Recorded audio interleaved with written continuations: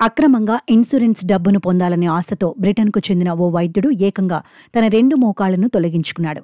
బ్రిటన్కు చెందిన నెయిల్ హ్యాపర్ అనే వ్యక్తి ఇన్సూరెన్స్ డబ్బు కోసం కక్కుర్తిపడ్డాడు.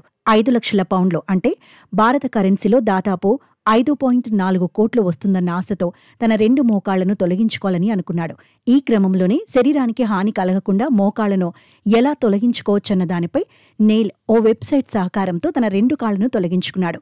అనంతరం ఇన్సూరెన్స్ను క్లెయిమ్ చేసుకునేందుకు గతంలో పాలసీ తీసుకున్న 2 సంస్థలను ఆశ్రయించాడు.